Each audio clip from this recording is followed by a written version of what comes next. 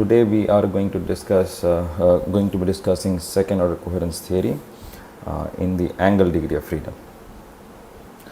But before we do that, let's look at what we did in lecture number 7. So lecture number 7, we essentially looked at the correlation between the fields at different space points. For example, in this configuration, that's a incoming field, and we were interested in looking at correlation between the field vibrations at location at points rho 1 and rho 2 at z equal to 0. And we saw that we can do this by looking at the field at some location rho at some other z. So the field at u rho at z has contribution from fields at the point rho 1 and rho 2 at z equal to 0. So the field at u rho z is the u rho 1 0, u rho 2 0. There is these factors k1 and k2. These are geometric factors that depends on the size of the slits that we put here. And this e to the minus I omega t1, e to the minus I omega t2. These are the phases acquired by the field because of the distances that they travel before reaching this point. And if we take the intensity at this point by doing u star u, then we see that the intensity at rho, the spectral density at rho, has contribution from the spectral density at rho 1, spectral density at rho 2, and then this cross term. So this has been the generic way of studying the correlation between 2 points by looking at the correlation at some other point. Okay, then we also looked at the time evolution of correlation function, and for a stationary and ergodic process we found that the correlation function, the temporal correlation function, it follows a wave equation like this. And there are these two wave equations, one with respect to the first variable r1 and the second one is with respect to the second variable r2. And so correspondingly, if we take the single frequency version of this, then we have the cross spectral density function also satisfying this wave equation, which in this case looks like the Helmholtz equation. And this equation is for a single frequency k, omega equal to ck. Okay, then we also looked at the propagation of spatial coherence from a primary source. That we have a source from which the light is being emitted, and we know a certain thing about the source or the cross spectral density at the source, and then with that information we wanted to find out the cross spectral density at a pair of points at some distance away from the source. And then we found that if we know the cross spectral density at the primary source, and if it's w r1 prime r2 prime, that's at this plane, then the cross spectral density at some other pair of points away from the source is given by this equation. That's an integral equation. So w r1 r2 we can find out if we know w r1 prime r2 prime. Now for a completely incoherent primary source, we have that w r1 prime r2 prime assumes this form, that is the spectral density, and there is a Dirac delta function. This basically says there is no correlation between the two separate points. So until r1 prime is equal to r2 prime, this quantity is essentially 0. So this is the definition for the completely incoherent source. And if it's a completely incoherent primary source, then the correlation at a pair of points r1 r2 away from the source is given by this, where this is now a single integral instead of 2, and this is called the Vansittart-Zernike theorem. This Vansittart-Zernike theorem has a far field version, which is called the far field Vansittart-Zernike theorem, and in that case we see that it is the cross spectral density function r1 r2 is essentially a Fourier transform of the spectral density at the source, the primary source, and k the Fourier transform is in terms of k s2 minus s1. So essentially, even if it's a completely incoherent, spatially completely incoherent primary source, one can still get coherence in the far field. So that is the point of the Vansittart-Zernike theorem. Okay, so this is what we did in lecture number 7. So now today we are going to study coherence or second order coherence in the angle domain. Now what do we mean by that? So again we start with the same question, similar question, that what is the correlation V star phi 1 V phi 2 between the fields at phi 1 and phi 2, and by phi 1 and phi 2 I mean this. So if this is an aperture, a circular aperture, and if we do a cut here, then the location of this cut is phi 1, If you do another cut here, the location of this cut is phi 2, and it can have certain weight. The separation between these cuts is delta phi. So the question is, if I have an incoming field, then what is the correlation between the field vibrations at a defined vibration at points defined by their angular position or angle? So that is the question here, is what is the correlation V star phi 1, V phi 2 between the fields at phi 1 and phi 2. So how do we find that? Again, it's the same methodology, that we go to certain other point, let's say V phi, away from this this plane, and then we ask the then we, for example, in this setup, if we cut the slits here and then we look at the field at some angle phi at some other location, then it will have contribution from fields at phi 1, phi 2, and of course there will be some geometric factor. And then this is the generic way of answering this question. But again, before we answer this question, let's look at the essential mathematical concept. Again, this will be this is just a repeat of what we did for time and space. We'll do the same thing for angle. So the first concept would be the stationarity in angle. What does it mean? It means the same thing, similar thing, that the mean of the signal has to be independent of the origin of the angle. So V phi and V at 0 should be same, and that's when we call it stationary. In fact, I'm just mentioning what's wide sense stationary in angle. Now, stationarity also would imply that V star phi, V phi, that is the spectral density or intensity at phi, that should be phi independent. That's V star 0, V 0, and the correlation V star phi 1, V phi 1, it should only depend on the variables phi 1 and phi 2 through their difference. So where delta phi is phi 2 minus phi 1. So that is the definition of wide sense stationarity in the angle degree of freedom. Okay, so now just like space and time, in the case of time, the other conjugate basis is frequency. In the case of space, the other conjugate basis is the spatial frequency basis. Now the question is there any conjugate basis for the angle? And if there is a conjugate basis of angle, is there any correlation function in that conjugate basis? So that's the question we want to answer. So the signal we have here, or the field that we have here, is of the form V phi. Now we know that the phi is a continuous variable, but it goes from 0 to 2 pi, and if we increase phi from that, it is then goes as 2 pi to 4 pi, 4 pi to 6 pi, and so on. So it is essentially a periodic function with period 2 pi. Now a periodic function with some certain period can actually be represented like this. That's a discrete Fourier transform. So far for time and space we did continuous Fourier transform, but for a periodic function we have to have the discrete Fourier transform. So this V of phi can actually be represented through these functions e to the IL phi, and their weightage alpha L, and L goes from minus infinity to infinity. Okay. So right now I'm just saying this is a mathematical thing, that a periodic function phi can be represented like this. This is in the this is the discrete Fourier transform. We will see if such a thing actually exists physically. That we'll see later. But at this point, all I'm saying is that field as a function of phi can actually be represented in a discrete Fourier transform, where in terms of these modes which are of the form e to the IL phi, where L can go from minus infinity to infinity. In discrete steps, so L is 0, 1, 2 up to infinity and so on. Okay, now this can be inverted to represent alpha L in terms of V phi in this manner, and then this is a Fourier transform, but then these the integrals, the limits go from minus pi to pi. So these two form basically a Fourier transform, rather discrete Fourier transform, V phi and alpha L. V phi is the field in the angle domain, and alpha L is the weightage of this e to the IL phi components or vectors. Okay, so if this is the field representation, then we can also represent, we can similarly define the azimuthal correlation function, which is this. And if the azimuthal correlation function then can be written like this, where V star phi 1, we just using this definition and writing it over here. So V star phi 1 is alpha L star e to the minus I L1 phi 1, using different variable L1 here. And then V phi 2 which is alpha L2 e to the I L2 phi 2.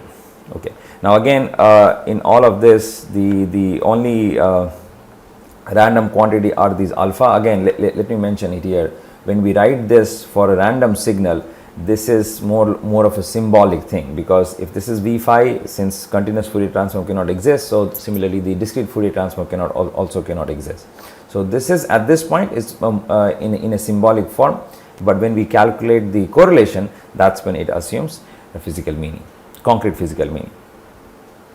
Okay, so this V star phi 1, V phi 2, we write it in this manner: alpha L1 star, alpha L2. These are the only random quantities. So the ensemble average that we are taking is applicable only to this quantity. So we have V star phi 1, V phi 2 written like this. This is just as we did for time and space. There's hardly any difference here.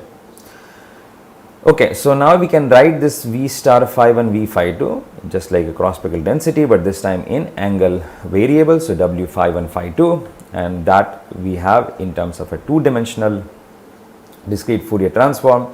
And this quantity alpha L1 star, alpha L2 we can write as C L1 L2. We can call this orbital angular momentum correlation function. Now why are we calling it orbital angular momentum? That will be clear in a while when we represent how such modes can be realized in lab. So there is a very nice interpretation that goes to this L, which is of the orbital angular momentum. So that's why we are calling it orbital angular momentum correlation function. And once we see that this L is associated with the orbital angular momentum of the photon of the field, then we can see that this Fourier transform is essentially a Fourier transform between angle and orbital angular momentum. But again, at this point it is just mathematical. We'll later see that this L actually assumes orbital angular momentum interpretation, and at that point we can see that this Fourier transform pairing is basically Fourier transform between angle and orbital angular momentum. Okay, so this is the orbital angular momentum correlation function. This is the azimuthal correlation function or angle correlation function. Now for stationary fields, we know that the angle correlation function or azimuthal correlation function has to depend on the angle variables only through the difference.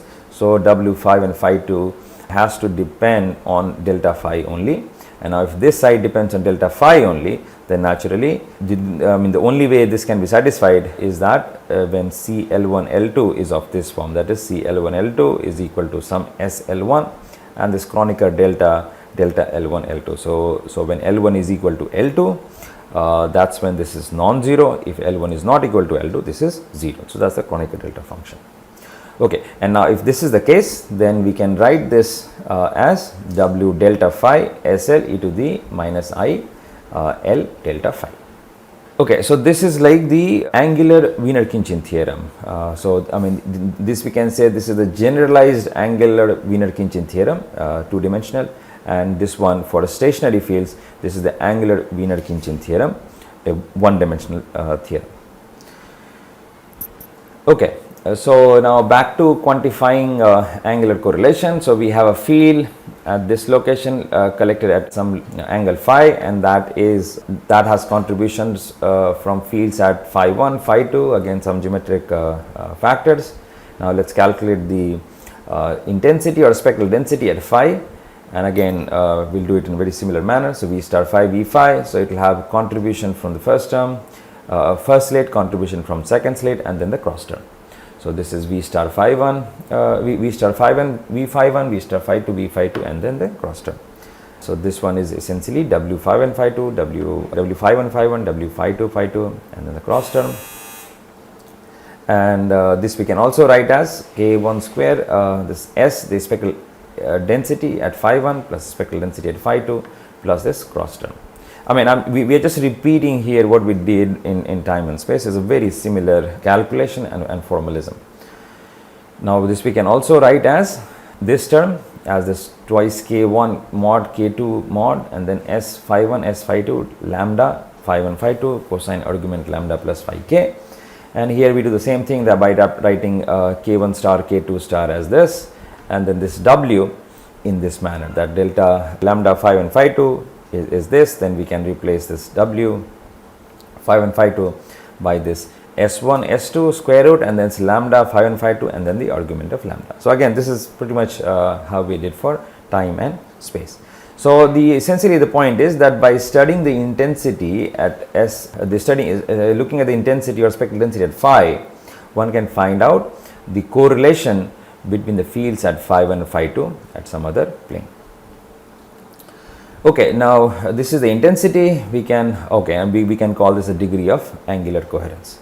So corresponding to this intensity that we would see, we can define a visibility. Visibility is again S max minus S min over S max plus S min, and this we can calculate to be a quantity like this.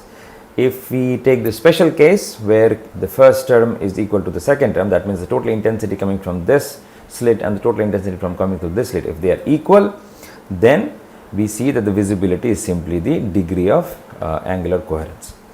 So, I mean, this is the same thing we have been doing in time and space. So, if the intensities from these two slits are equal, then the degree of coherence function can be found just by looking at the visibility. Okay. So, now that we know how to calculate the intensity now that we know how to calculate the correlation between phi 1 and phi 2 by looking at the intensity at phi at some other location, and that's the angular degree of angular coherence, and that's the angular correlation function, the generalized Fourier transform. Now, in order to quantify this, we saw in time and space that in order to quantify the correlation function in time, it was always better to kind of look at the correlation in frequency. Similarly, when we quantify the correlation space, we looked at the correlation spatial frequencies. So similarly, when we want to quantify this, it's always more structured actually to look at the correlation in orbital angular momentum or the orbital angular momentum correlation function. Okay, so here we can, just like in time and space, we can have two separate cases. First is when no correlation between different OAM components, and that means CL1 L2 has to have this form. If CL1 L2 has this form, then if you put it in here as a Kronecker delta function, that this is essentially SL e to the IL phi 2 minus phi 1. So we have this is the same Wiener-Khinchin theorem that we retrieved. We can have the second case when there is a perfect correlation between different so this would be different OAM components, and in that case CL1 L2 is alpha L1 star alpha L2. So it is just that the ensemble average is same as the quantity itself. So that's when there is a perfect correlation. Okay, so we have this V phi, the signal or the field in phi, and we saw that this field can be represented as a discrete Fourier transform over modes e to the IL phi. Now the question is, are these e to the IL phi modes, are these physical or just mathematical? So far we have just shown it as a mathematical mode or basis vector. Let's see if it can be physically realized. Okay, so now we go back to the Helmholtz equation that the U rho Z satisfies. Now if we write this this Helmholtz equation, wave equation in the Cartesian, then it's del square k square U x y z. That's the Helmholtz equation. Now in the paraxial regime, and this we defined last time as to what is paraxial, when W is almost equal to K, that means K is much larger than this Q. And then we also assume that the Z dependence of this UXYZ, this is the field at the monochromatic frequency. So the Z dependence of this field is of this form. That means the fastest variation with Z is of the form e to the I omega Z, and the Z is also there, but that's a very slow dependence. So if UXYZ is of this form, then we can write this Helmholtz equation like this. So in writing this equation, we have used the fact that W is almost equal to K. So when we write this del square, that's del square by del x square, del square by del y square, del square by del z square. And for this del square by del z square, it acts, since we are writing U like this, it acts on both U naught, this part, and then this part. And so we just do the simple calculation, we find that there's a, when del square del z square acts on this quantity, there is it will give out a minus k square term, that will get a minus w square term, that will get cancelled with this k square, and then it also gives twice I omega, which we are twice I w, which we are writing as twice I k. So just a simple math, we can show that this can be written like this. if we assume this form for u and assume w is almost equal to k. Okay, so that's the form of the Helmholtz equation it satisfies. Now with the apply paraxial approximation, then we can also we have that this term is much smaller than this term, and then this wave equation can be written like this, which is, if you don't which can, again we can just write like this. So that's a paraxial wave equation. That's a wave equation, that's a paraxial wave equation. And if you write this wave equation in cylindrical coordinate system, then it looks like this. And this is a paraxial wave equation in cylindrical coordinate. Now, without going through the detail of as to how to solve this equation, I will give some references where this has been solved. But that's a paraxial wave equation in cylindrical coordinate, and one of the solution to this equation is actually called the so-called Laguerre-Gaussian solution, or Laguerre-Gaussian modes. These Laguerre-Gaussian modes look like this.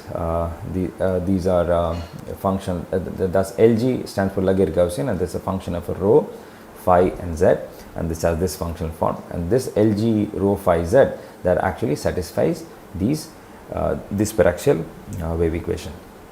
Now we see that this Lg is characterized by these two indices L and P. So that means this L goes from minus infinity to infinity, and P goes from 0 to infinity. So these are two dimensional modes, and each of these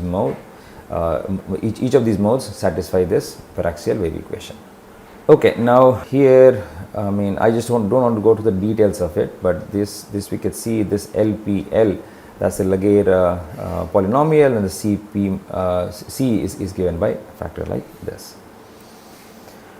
Okay, so again, I don't want to go through the details of this solution, and it is actually given in several references, which I will point out when I upload in the notes that I upload.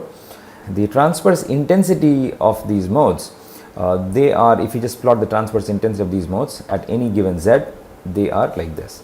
So if P equal to 0 and L equal to 0, the mode looks like this. So this is actually called the Gaussian mode, which is when we have a laser beam or laser pointer, that's usually a Gaussian mode. That's P equal to 0, L equal to 0 mode. For P equal to 0, L equal to 0, it's just like a donut mode, and if we increase L value at the given P equal to 0, is just the size of that donut actually just increases. Now at a given L, if we increase P, then the number of rings basically increase. So with L equal to 2, P equal to 2, we have 3 rings here, and that's the solution, and that's the transverse profile, intensity profile of this mode. If you look at the transverse phase of these modes, let's say here I'm looking at with P equal to 0, then at a given Z, it is like this. So for L equal to 0, which is the mode like this, if you look at its phase, it's just flat phase. But for L equal to 1, although the intensity is constant, if you look at the phase, then phase varies like this, and this is from 0 to 2 pi.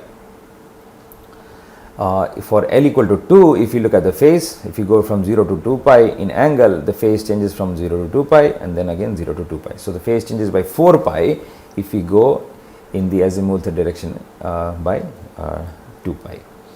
Now this is at a given z. If you look at the phase as a function of z, then we find that the phase for L equal to 0, the phase is constant at every z, but for L equal to 1, it kind of spirals around, and for L equal to 2, it's a double spiral, and so on. So that's how the phase for these modes look like, and this is how the intensity of these modes look like. Okay, so these are that's the solution for this paraxial wave equation. Here the one very essential point is that we see this e to the minus IL phi type term sitting here, and in fact this is the only phi dependence that this mode has. We can see that it depends on z here, there's a rho dependence over there, but that's the only only phi dependence that these modes have, and that is through e to the minus IL phi. And now we know from this solution that this L is discrete, and it goes from minus infinity to infinity. And then in 1992, it was in this paper that was shown that the orbital angular momentum of a photon in this mode is actually h bar L. So this was a very important result, and this has a lot of implication in quantum information using orbital angular momentum modes. But what this result essentially says that these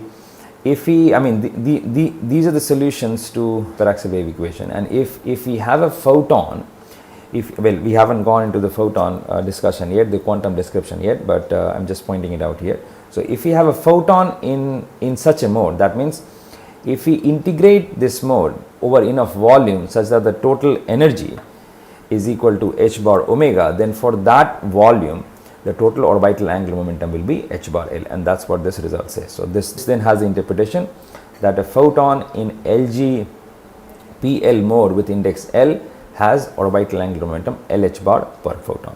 Okay, so now let's see if such modes can be. So here, although we started with this e to the IL5 as a mathematical mode, now here we see that these are part of the modes that are physical modes. So now the question is, can these modes be realized in a lab? And the answer is yes, and there are a few methods by which it is realized. The one method is using what's called a spiral phase plate. This is just a glass plate, but its thickness varies as we go in phi. So that's how the thickness varies, and for such a mode, if we send let's say an L equal to 0 phase through this plate, it becomes a kind of a spiral phase, just like this was for L equal to 2, and that's why it's called a spiral phase plate. So the moment it changes the phase to this, it actually can generate, it actually generates the orbital angular momentum mode, and that's the reference where it is actually discussed. There's another method which is using what's called SLM. These are electronic devices called the spatial light modulator. Since this is a glass piece, so this glass piece also generates just a phase, but to generate a different phase, we need a different glass piece.